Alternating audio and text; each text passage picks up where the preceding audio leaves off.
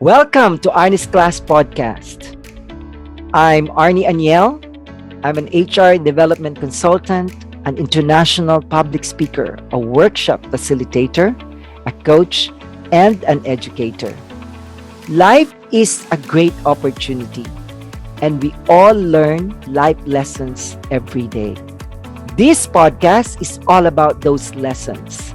Lessons like gratitude, confidence, happiness, mindset, and a lot more. Learning without action is information. Learning with action is transformation. Join me, learn, and transform yourself into a better you. Life mates and listeners, for this very first episode, the topic is about leadership. What is leadership? How do you define leadership? Do you consider yourself a leader? And if you do, what makes you an effective leader? Leadership is a topic that is discussed not only in the corporate world, I believe even among your friends, or even in simple chit chat. Every now and then, this is kind of topic that people talk about.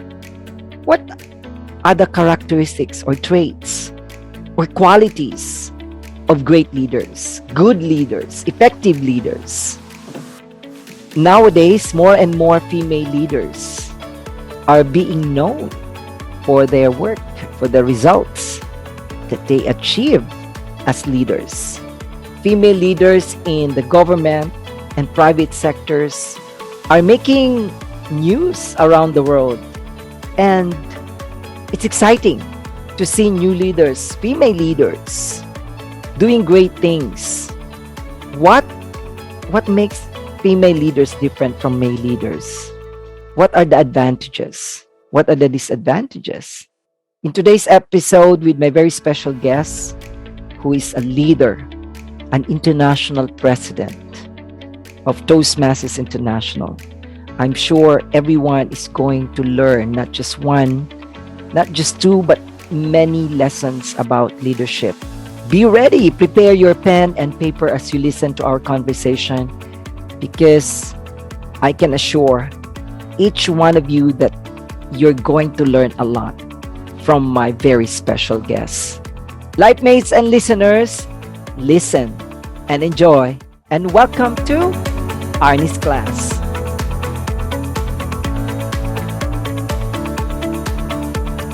Hello, life mates and listeners.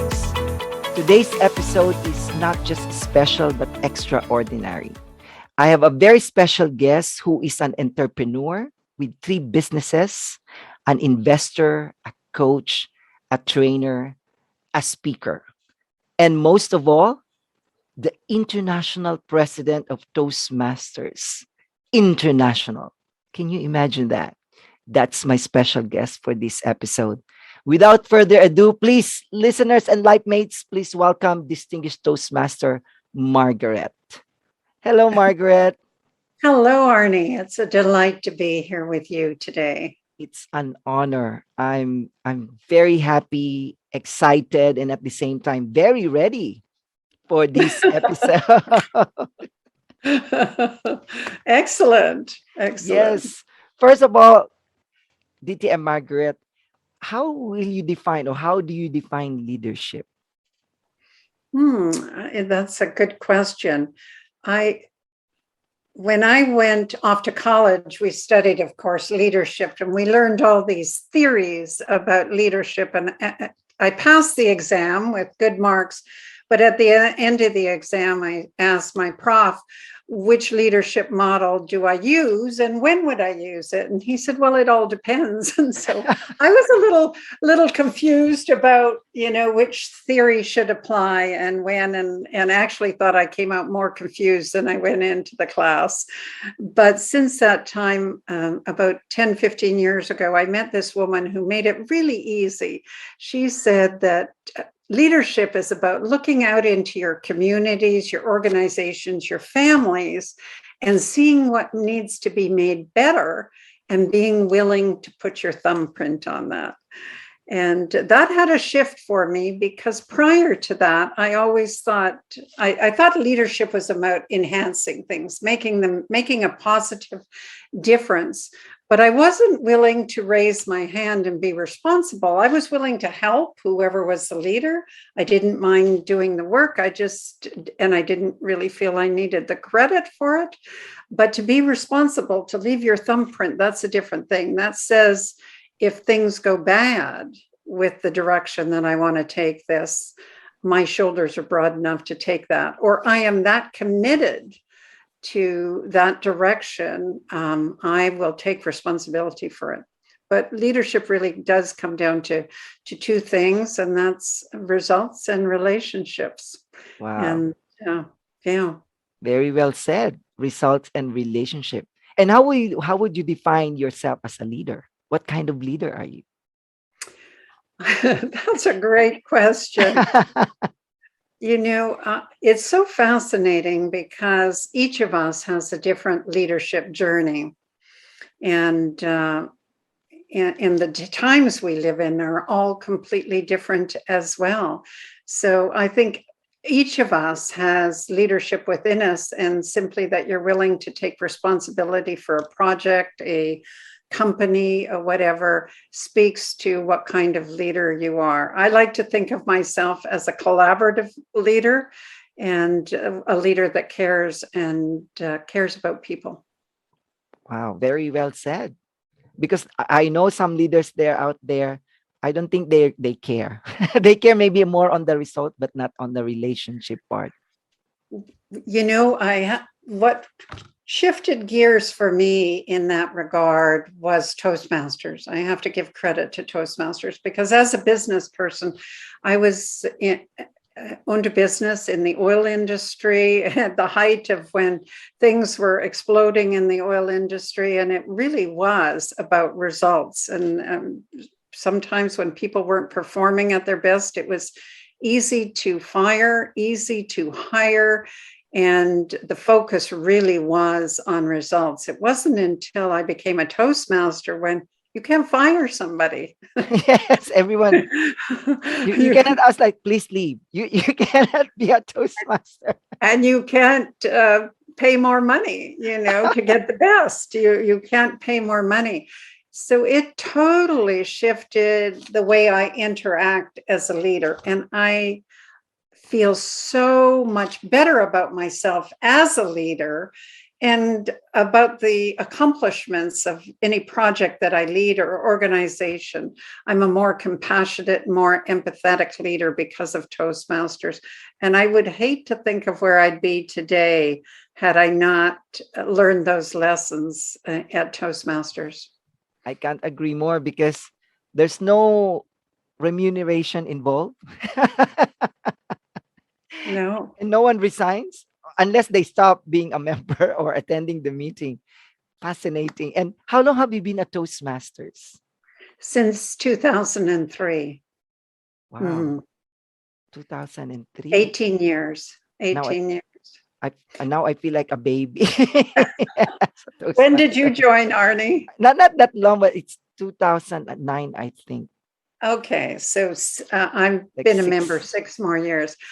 When I came to Toastmasters, I had in my mind, I was coming for one semester, like a university, at university, right? One semester, that ought to accomplish it, right? Okay, well, I didn't get my CC done in 6 months' time. Okay, I'll stay for the year.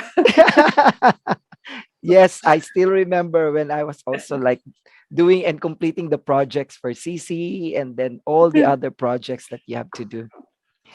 Thankfully, we had someone come to the club I belonged to, and she had been a 25-year member of Toastmasters, and she moved to the community. And I was about to leave. I was doing my last speech, and I thought, okay, that's it. The meme of that club was you accomplished your competent communicator and you rode off into the sunset. Very few people stayed beyond that. But this person came with a lot of Toastmaster experience. And when she evaluated somebody else, I looked around the room and I thought, did you just hear what I heard? That that was like, a choir of angels, and the medicine was like the those pills they used to give you, or the vaccinations in the sugar cube. It was amazing. And I thought, I'm staying to learn from her. Oh, wow. Yes, Yeah. like a breakthrough. That Yes, she was someone's like, amazing. She was nice. amazing. And Yeah. then you stayed for like until now and became the international president. Yeah. But certainly that was, I never set out at any time to be, and not until I was an international director. And then at the end of that, then I set myself up to be someday be international president. But prior to that, it was only as far as the headlights ever went. Okay, the door would be open for opportunity. I would peek in there and think, can I make a difference in there? And if I felt that I could make a positive difference, then I was willing to step through that door. But I never had a long range plan to be an international director or to be international president. It was just one baby step at a time. What made you become who you are at the moment as an international president? I think the experiences that we have shape us. And of course, who our role models are, who we reach out to for mentoring, for guidance, and what you fill your head with. The books you read also help shape you to a point, because our founder, Ralph Smedley, felt that leadership couldn't be learned in a book. He felt you had to experience it, that emotion of the actual act of leading. And so while we can learn a lot of theory in books, it's experiencing that where the real growth happens. But so life experiences, the books you read, and the people you surround yourself with. And I've always attempted to surround myself by amazing people. Do you think there's a big difference between male leaders and female leaders? That's a great question.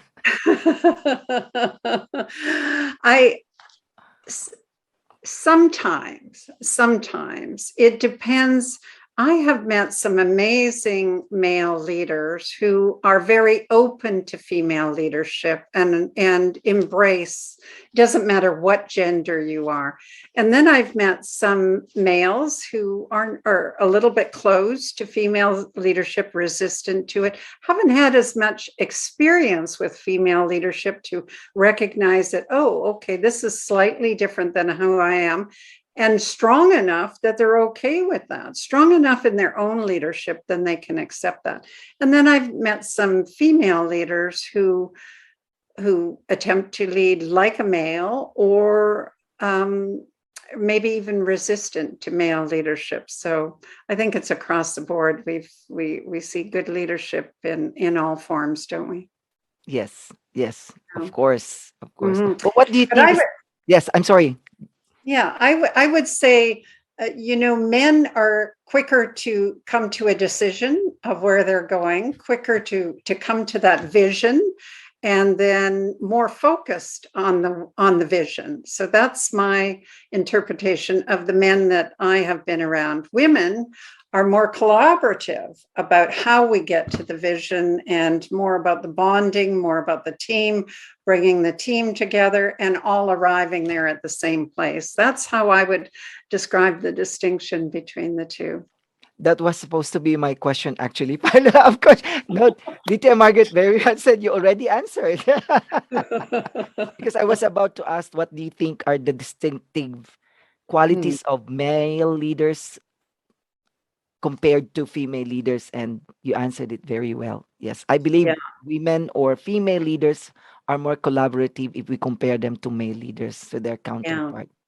And both those strengths are both needed, aren't they, to make a difference in the world. You need that leader that is so focused on the vision that's going to get you there, and not distracted by anything else, and really committed and direct. And that's what I love about the men that I have the opportunity to work with that are amazing leaders. And of course, the females that I get to work with I've had the amazing opportunity this last year to work with the international incoming president of Rotary, who's a female, the incoming president of the Lions Club, who's a Canadian female, the international president of the YMCA, who's a female. So I've had lots of opportunity to work with other splendid leaders and support them, and they support me. So That's great nice. learning opportunity. Yes. In your opinion, do you think the world is more open now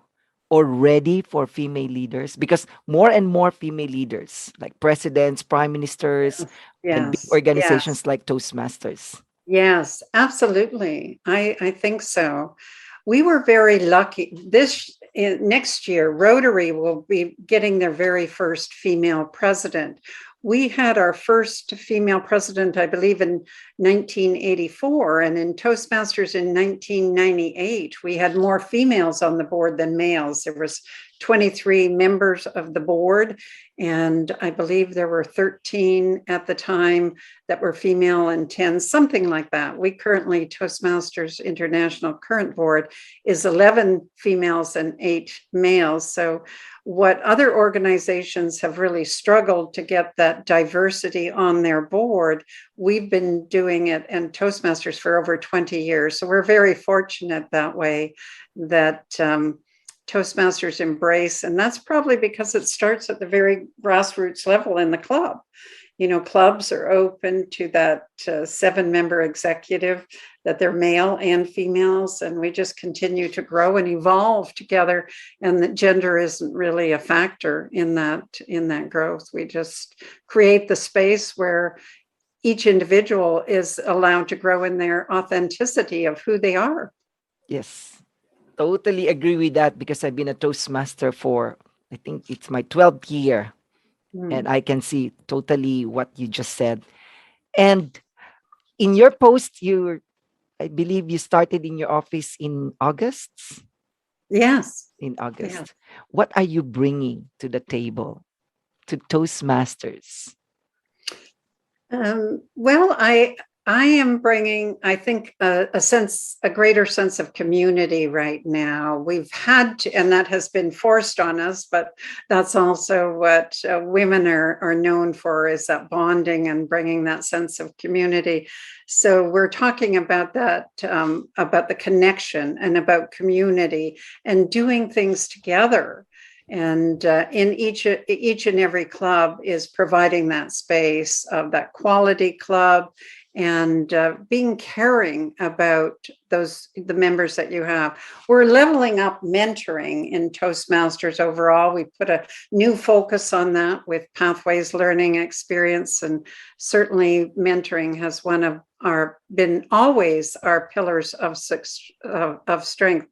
But a couple other things that I've invited members to do around the world. I call it my 3-2-1 model. And that's at the end of every meeting, catalog 3 things that you learned at this meeting. Number 2 is to provide 2 compliments to members in that club. And I call it unique compliments. So it has to be something that they haven't heard before. So this is not a speech evaluation. This is what you've noticed about that individual that they may not notice themselves. And it has to be unique, so they can't have heard it before.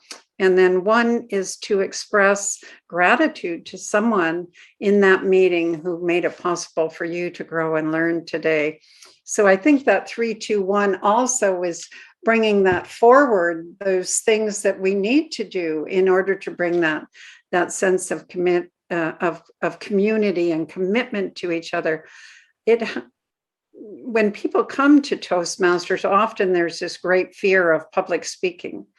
And then you have to learn about the club model, and you have to learn about the leadership, about how that club is led and the organization. And then you're learning about pathways. And there is so much to learn. Sometimes we forget about our humanity and how we can serve each other and make a huge impact in somebody else's life just by saying a few things once in a while, makes a big difference, doesn't it? Words can humble, words Yes. can help, and make a difference. Yes. Oh, I love that 3, 2, 1. If I may just say that again, 3 things that you learn, 2 things as compliments, and 1 gratitude. That's right. Very interesting. I love Yes. that. Imagine every member did that each and every meeting. So I do mine in my notes in my iPhone. And then before the next meeting, I pop it open. Oh, yeah, that's, to reinforce the learning. And you're a trainer. So you know that, Arnie, at the Yes. end, you always reinforce. We do have the general evaluator, it does, but each individual then takes more responsibility for their own learning. Jot down 3 things you learned, send 2 compliments, but the compliments really help you, your awareness, heightened awareness, but also helps you I like the way that Arnie is always helping people pull out their confidence. I want to be like Arnie. I want to be that way, so that awareness helps you to understand who you want to become. Yes. And of course, there's a huge gap in North America, not so much in Vietnam or Thailand where you are, but certainly in North America, we have a gratitude gap that, 68% of employees are disengaged in the workforce in North America. 68%. 68%. Oh, that's huge. It's massive, massive. Oh, wow. And one of the things that has come out of the studies and research is no one expresses any gratitude to them. No one tells them how they're doing. So they end up shutting down, turning off, focusing on, something else. Oh, that's very sad. It's very sad. But at Toastmasters, we can make a difference in each other's lives, and hopefully then that has a ripple effect and goes beyond that. Maybe every meal at your own home that Yes. you make an effort to say thank you to someone who prepared the meal or provided the finances to put food on the table, whatever it is. Yes. It's a model. It's who you become. That's what we're creating, people of character.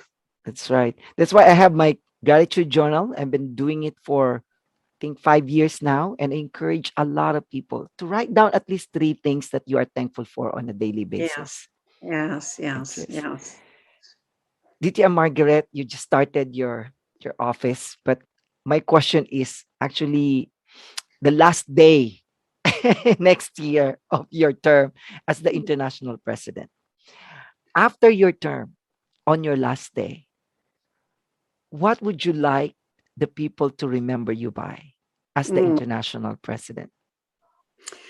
That question was asked of past international president Deepak Menon. We asked that question of him, and he said, "I want you to forget about me.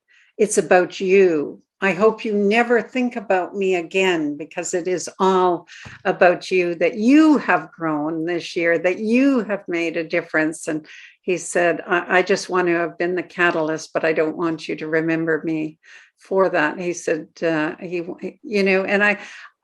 it to me spoke of the character that he is. It was not ego at all the work that he did, all the difference that he made, but he had no ego about it, that he wanted to be recognized for it. But of course, we want to make a difference. We want to make a positive difference. And so what I have invited district leaders around the world is to build back stronger. And that's every time I speak somewhere, I encourage them. It's about quality clubs.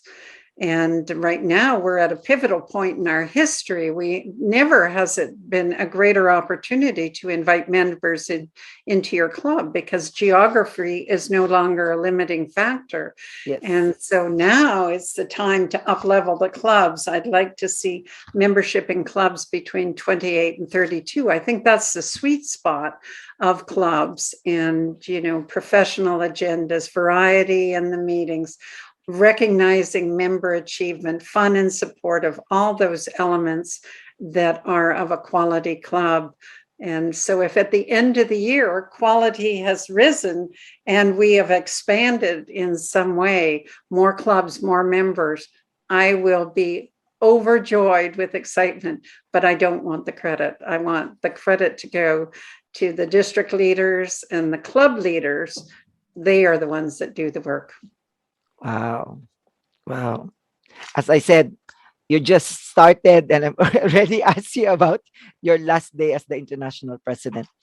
Now, on the other side of your life or your personality, not just a Toastmaster, with all the years as a coach, as a trainer, entrepreneur, if there's one lesson that you think you can share to everyone, what is that one lesson you've learned Well, the one one that lesson made an impact of who you are, DTM Margaret? Well, relationships has made a huge impact on me, as we spoke about earlier. It's really about relationships. You can't. There isn't a business in the world that ultimately, whatever you're doing, is about impacting another individual. Even if you're making steel products or components or something that's a very material thing, ultimately, it's to enhance somebody's life in some way. But beyond that, beyond relationships, which, what else is there? But Yes. beyond that, what I've learned is about wishy-washy language. I feel that it's in limiting beliefs. Those are the two things that very much hold people back. Social psychologists tell us that 60 or 70% of our internal dialogue is negative thoughts, automatic negative thoughts. And so how do we change that around? And I believe that's one of the amazing things about Toastmasters. We're always giving positive feedback, reminding someone what you do well, reinforcing that.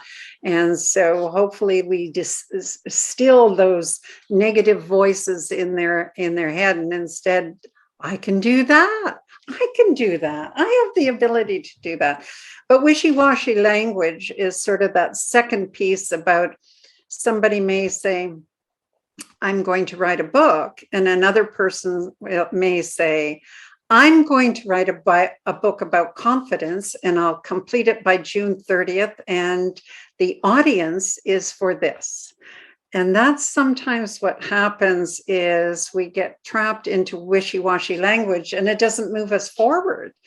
Instead, some people end up in procrastination and being disappointed. They're not able to achieve goals. It's because they don't have well-formed goals, and the messaging that they're giving into their own subconscious mind is not quality messaging.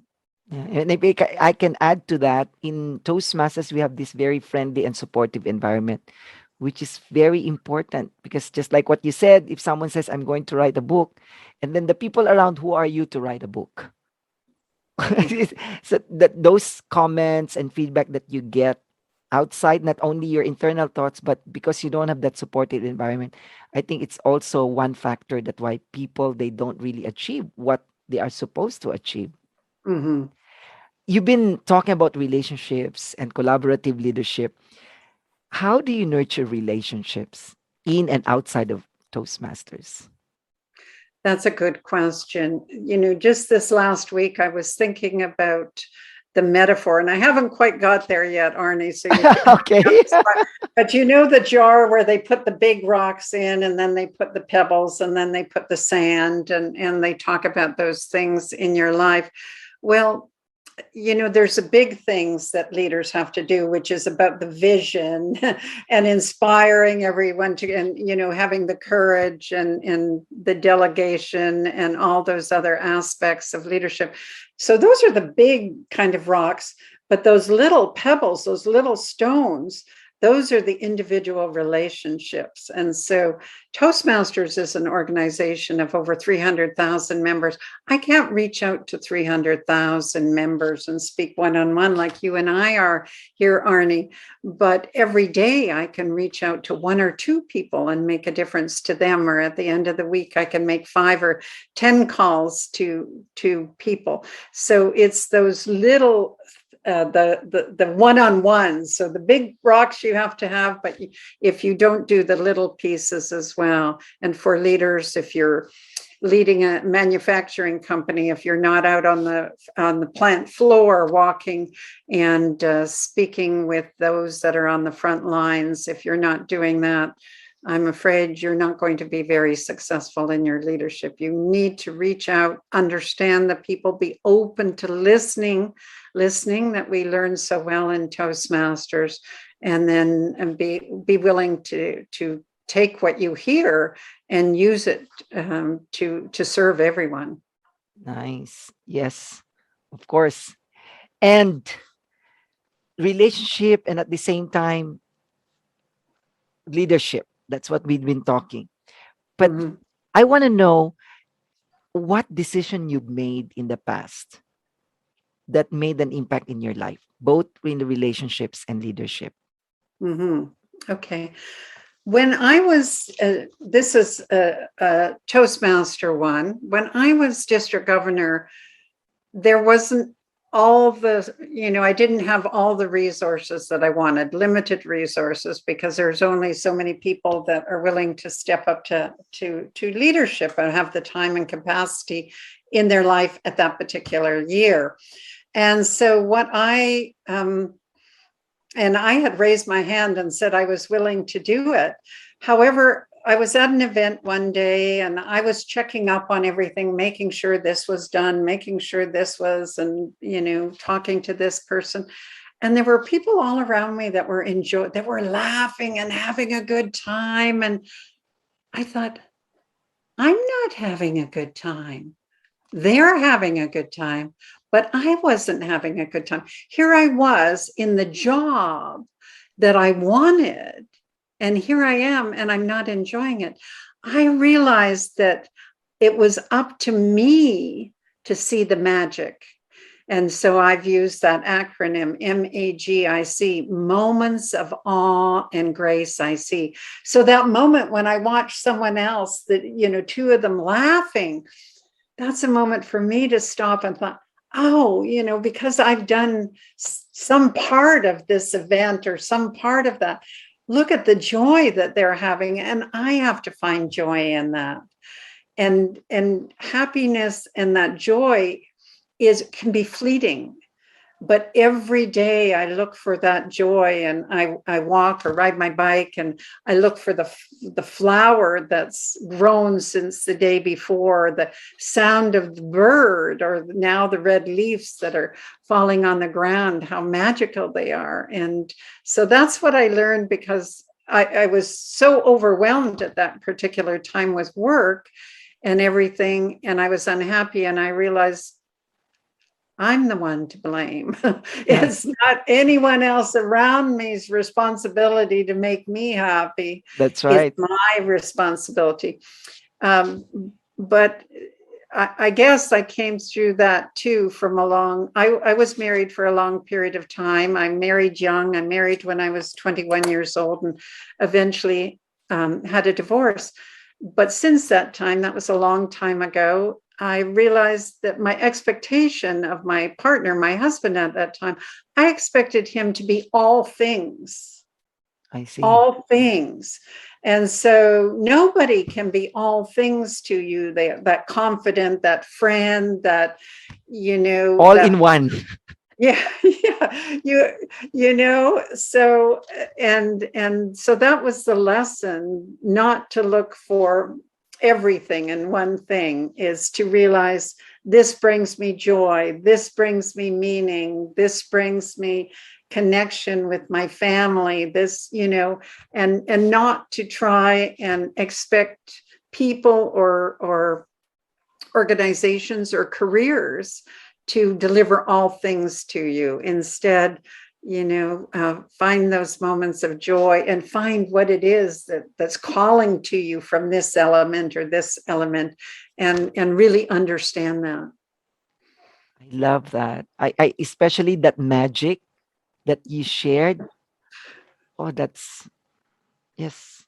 And the simple things that makes us happy, like those flowers, the leaves, simple things in life. Sometimes we We really expect big things, but we don't pay attention to the small things that actually are the big things in life. That are actually the big things. Yeah. On my windowsill, I have some of these small little members have given me over the time. There was a district leader from Mexico who gave me a little dragon. It has some meaning in his country. And then I have a little Buddha that Deepak Menon gave me from India. And I have, they're just small little things. But every time, I'm standing at my kitchen and I'm washing and I have a hummingbird feeder, and the hummingbird comes along there and feeds. And I just have the memory of that person and that experience, that person that inspired me. Those are way more meaning than, some other thing, Yes. an expensive car or a diamond ring or something. This that has way more meaning to me. Yes. Small things, but bring meaningful memories, That's right. experiences, and remind us of Experience. people Yeah. who made difference not only in our lives but in the world. Yeah. Yes, I Yeah. love that. I hope I can visit you one day and to listen to that hummingbird. Where have you been to America, Arnie? Yes, I've been to the US. Actually, I was supposed to visit again last year, but because Mm, of COVID, yeah. yes.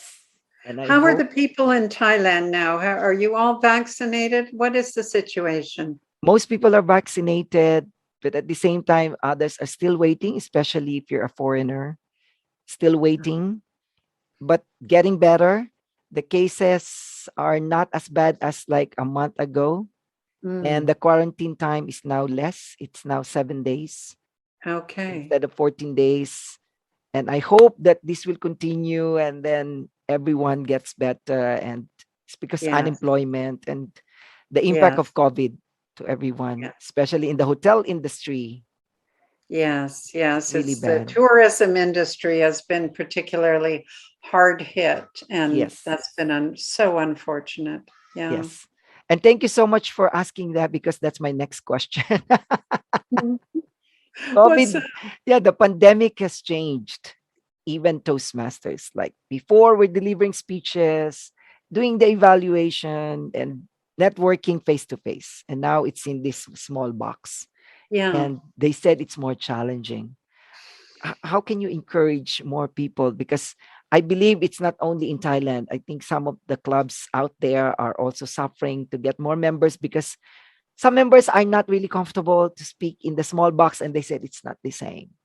How will you That's encourage? sure. It's not the same, but it took strength and courage to learn how to stand up in front of a room too. And every time we break through every time we're in a discomfort zone, it means we're about to do something new or try something new. And the way of the world is going to be hybrid meetings, that not just Toastmasters, in corporate America, in the business arena around the world, there's always going to be, from this point on, in fact, they estimate about 40-50% of meetings will continue to be virtual or hybrid in the years ahead. And so it behooves all of us to be able to manage in this space and learn how to build connection with that green dot, to Yes. somehow hold that mental space or that space in your heart, and that belief that you are connecting with people. You have to feel it, and not just say I can't do it, but be willing to step, okay, I want to feel this. I want to feel those people. Just like you doing a podcast, you want to feel those people that are listening, that may not be listening today, but a week from today, or that you want to provide such meaning and such emotion that will come through to them. And we have that opportunity to do that in the club environment. There has for me, I have had so much opportunity. I almost immediately created a program called Lights, Camera, Action. And I've been delivering it to chambers of commerce, to cities, to businesses that have been challenged in this arena, and so many meetings that were so poorly held, and people with their videos off, and all kinds of challenging things. Well, we get to lead the way. We get to lead the way. And the only we have some people in some countries that the bandwidth doesn't work, so they have to have their video off. But I think that's a real shame. When I come into a video room, I say, please turn on your video. We want you fully engaged, fully present, be here in the room with us and be part of the experience. It's a co-creating, correct? Yes. Yeah. Because sometimes it's already difficult to connect only through the camera. And then if your camera is off, how can we have that connection?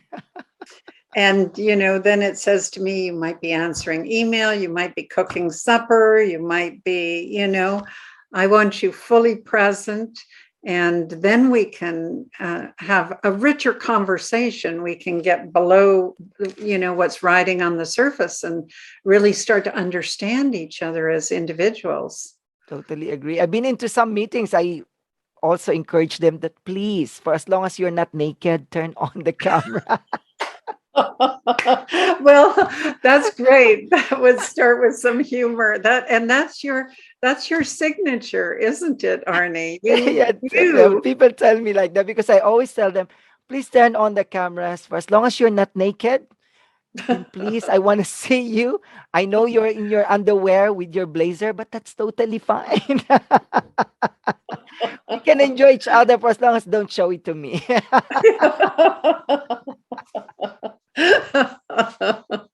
Oh, you're so much fun. It's a different world now, and we just have to embrace this. And I think what's very important is the connection. The connection.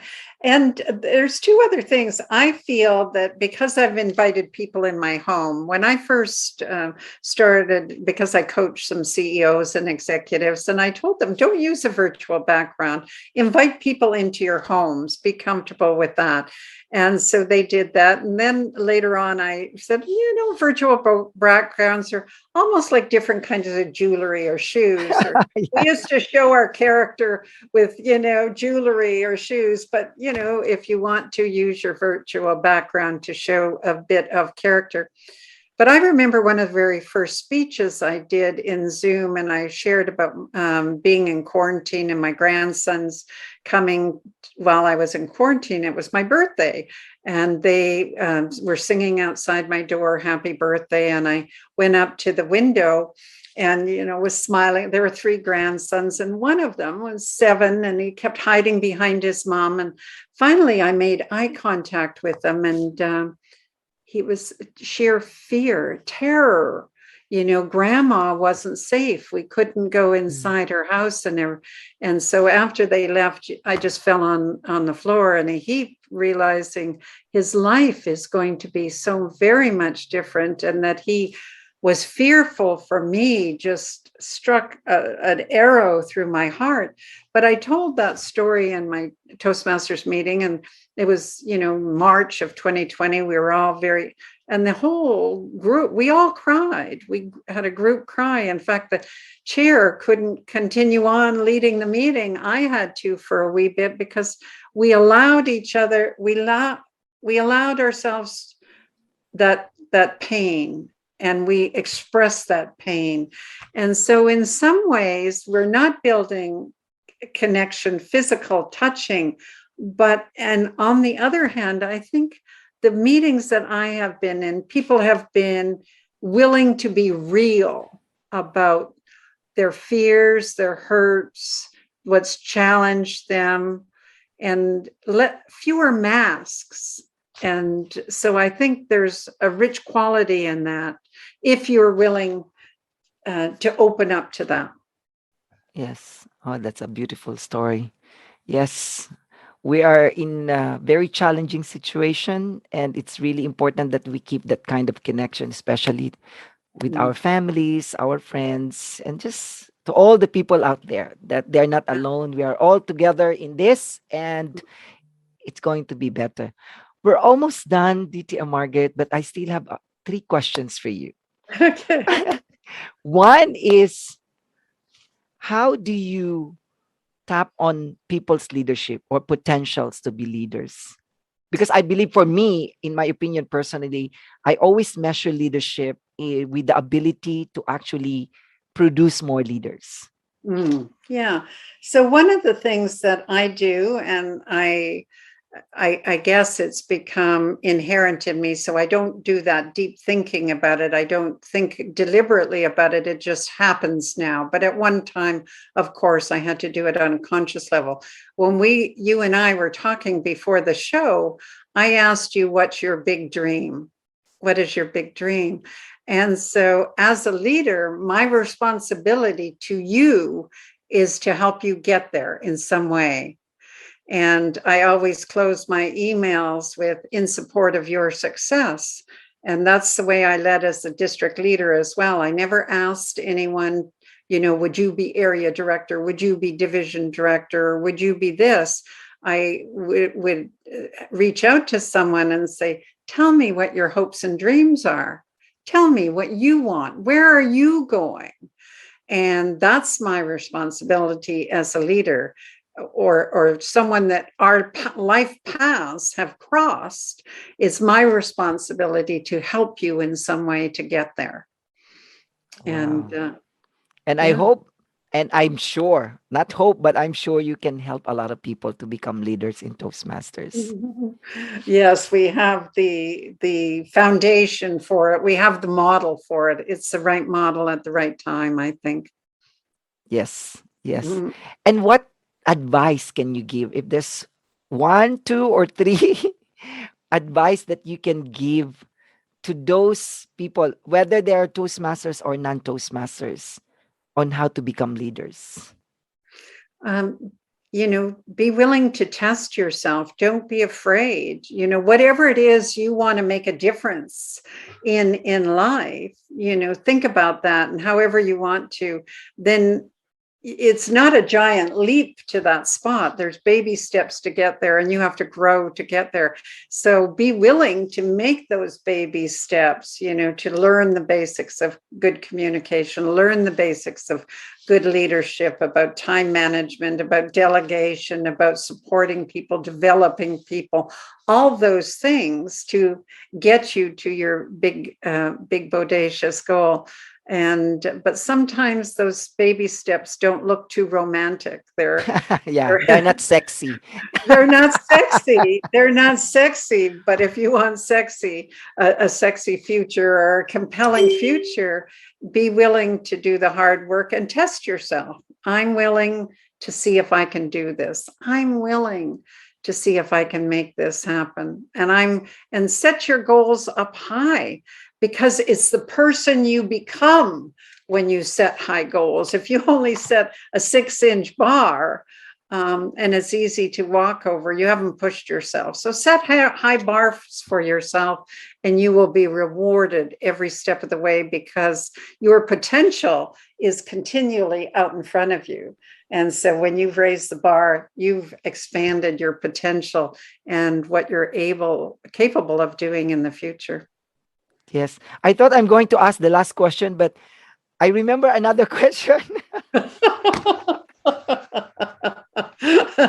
Just a question. What can you say, or what can you tell the women about leadership? Because I think there are still women out there who are not willing to raise their hand and say that I can do it.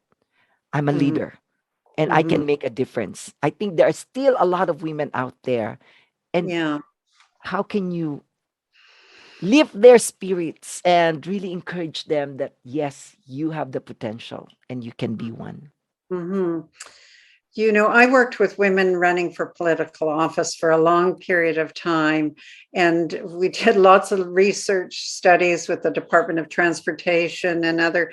And so out of the research came that men will wake up in the morning and they'll say, I think I'll run for council person or MLA or whatever your political offices are, if you have that in your government.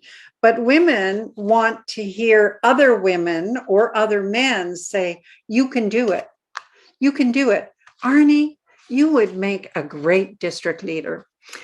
You would make a great lecturer. You would be a great workshop leader. So women want to hear it. So there's a couple women have written a beautiful book now. It's called Big Friendship, and it's just a fabulous book about women's relationships and friendships, about how there's so many marriages end in divorce now, and how important a friendship relationship is in your life. And in that book, they create something that's called shine theory, which is to shine a light on other people's successes. And so if you're looking that maybe you're not stepping up in leadership, shine a light on somebody else, and somebody else, I'm sure, will turn around. That's a challenge that us women have, is, if I may take another minute, Arnie. Yes, please. When women get a compliment, we have a tendency to get rid of it right away, to throw it back on someone else. You have a great dress. Oh no, but your haircuts, your speech was way better. You were, we're afraid Yes. to hold that. So my guidance when I talk about those two unique compliments, women, hold the compliment. You may not push it back, because in a way that's rejecting the compliment if you go Correct. right away and compliment the other. So your job is to hold on to it for 24 hours. So when we're building leadership in others, or trying to inspire women to step up, first of all, make them feel they can do it, because they can. They absolutely can. But shine a light on their gifts. Shine a light. What's their X factor? What's their secret sauce? What's amazing about them? Most of the time, what's amazing about us is like the nose on the end of our face. We can't see it ourselves, but if we hear it, oh, okay, I'm going to use that skill. I'm going to use that ability. I'm going to step into that a part of myself that I haven't acknowledged. So shine a light on others, and they'll shine a light on you. Oh, wow. Amazing. I'm learning a lot, and I'm sure the listeners are also learning a lot. Like you mentioned about the 3, 2, 1, the magic, lights, camera, action, and now the shine theory. I believe there are also some men who are not comfortable receiving compliments, not only women. I know Mm. some people out there also. Please take DTM Margaret's advice. Hold on to it. 24 hours, 48 hours, or even 72 hours. Good job. Yeah. Yes. My last question, finally, after all the learnings and these conversations we're having, I'm enjoying it so much. But of course, something that begins also has an end. Mm. And my last question, DTM Margaret, is if you're going to write your book, or maybe someone is going to write a book about your life, what will it be, and what will be the title of the book? Well, I actually started to write a book, and it was calling it "The Legends of Toastmasters." So it's about the unsung heroes. So not the past presidents, not the people that we see on Facebook all the time, but the unsung people, the people that have done such amazing work to support other individuals, that just their character, their integrity, their respect is to feature that. That's what I would like to do, is to write a book about the legends of Toastmasters. But a book about myself, I guess it would be about being willing to step through the door of opportunity. Oh, wow. And the title would be The doors of opportunity. The doors of opportunity. Why not? I'll have to work on that for a while and see what we come up with. Maybe you'll come up with a great title for me, Arnie, or maybe someone listening to your podcast will send in some suggestions for a title. Yes, maybe we should ask them to please send me any suggestions, Yes, that would be especially wonderful. those who know you very well. Yes. Since we are both Toastmasters and you're the international president, I should not miss asking you for a message to all the Toastmasters around the world, especially, of course, in Thailand or in District 97, where I belong. Mhm. Selfish that I can be, but for District 97 and the Toastmasters, of course, around the world, a message from the international president. Will certainly embrace my 3-2-1 model. And if you do that, you'll get to where you want to go quicker, faster, better. But to leaders out there, if you're a club leader, a district leader, or leading in the region, something that called to me when I was first a Toastmaster and probably has been one of the driving factors why I'm here today is a past district governor said to me, he said, we owe it to those that came before us to leave the organization in better shape than we found it, so that those that come after us have a place to grow and learn. And I know there were some people that went to extraordinary measures to have a club that I belong to in a very remote part of Canada and spent hours ensuring that club.